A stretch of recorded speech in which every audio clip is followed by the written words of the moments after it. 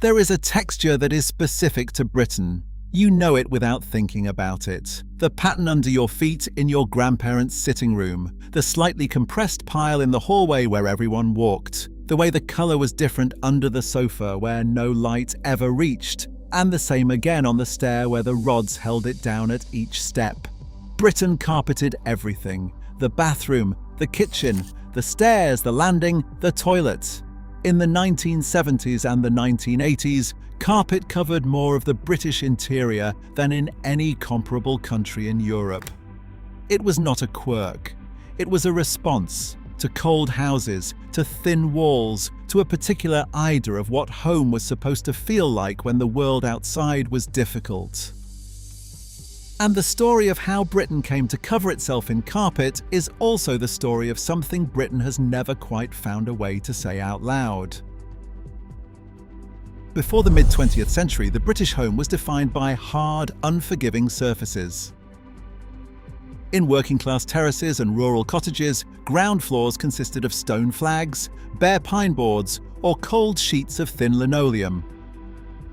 These materials were cheap and easy to scrub, but they offered no barrier against the rising damp of the British climate. Heating was entirely dependent on open coal fires, which concentrated warmth in a single room, while the rest of the house remained freezing. Underfoot, the temperature of these floors stayed close to the damp earth below. Middle-class homes reserved thick woven turkey rugs or patterned Axminsters for the formal parlour, turning soft flooring into a rare luxury. For ordinary families in northern England and Scotland, comfort was something you had to make yourself.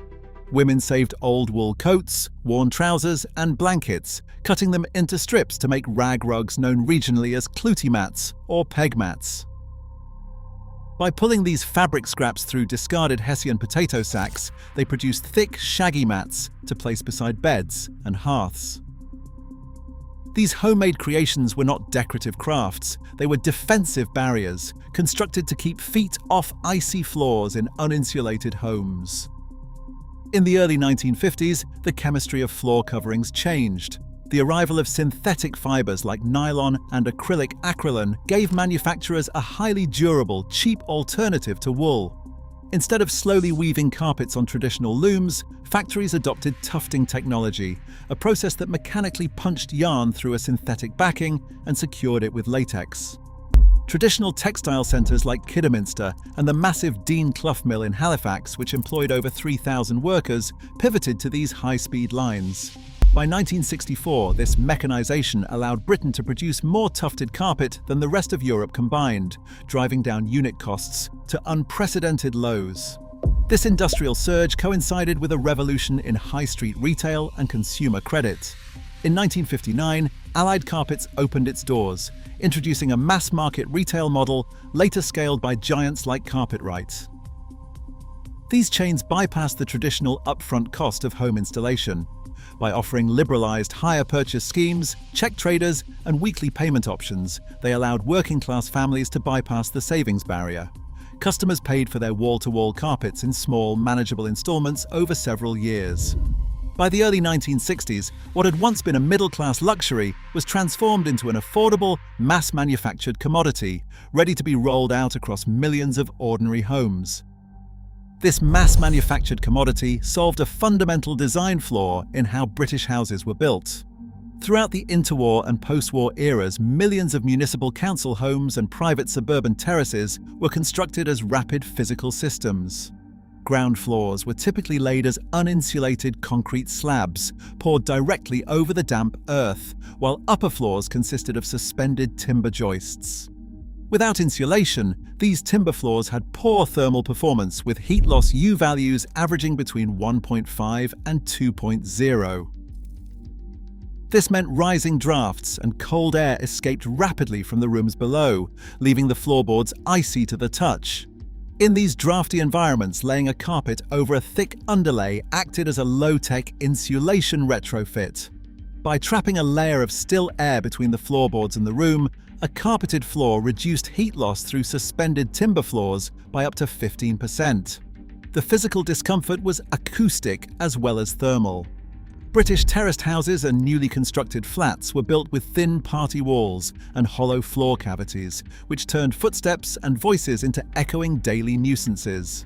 Hardwood or linoleum offered no sound dampening, but adding a carpet and a resilient rubber or felt underlay cut impact noise by 10 to 12 decibels, while heavy wool pile options absorbed up to 46% of impact sound.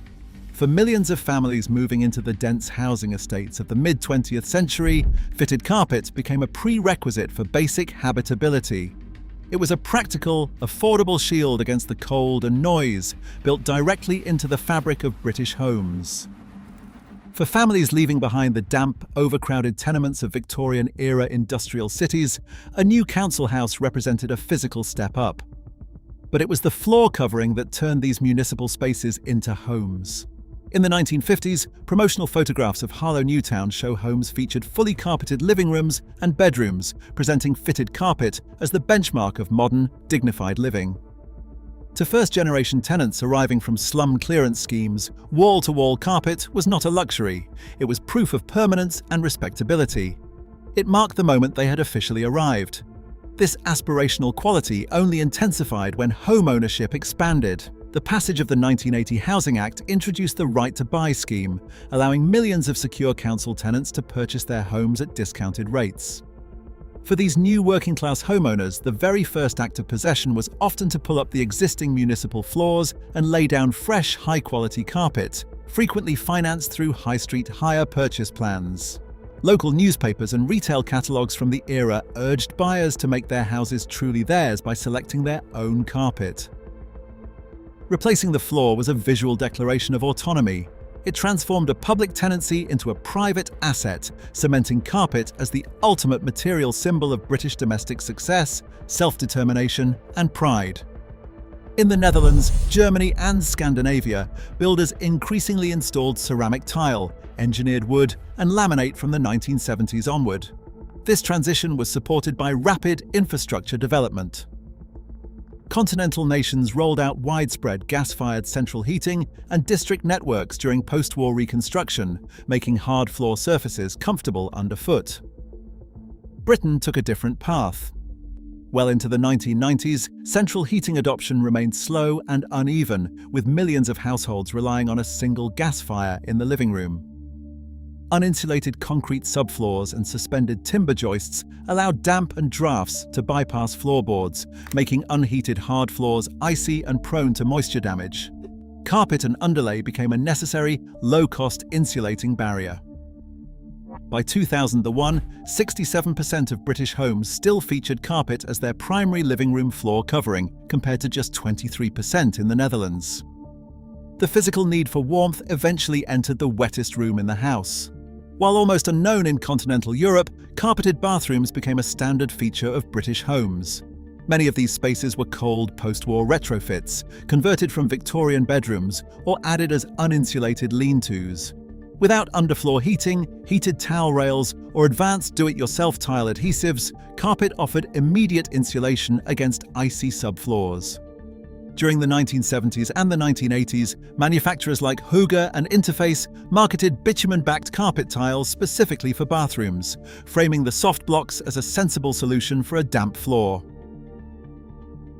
Today, Britain's carpets remain a practical shield against drafty, thin-walled homes, a soft coping mechanism for tough domestic realities. If this story interested you, there is a video right here about why British homes are the smallest in Europe. Subscribe for more stories.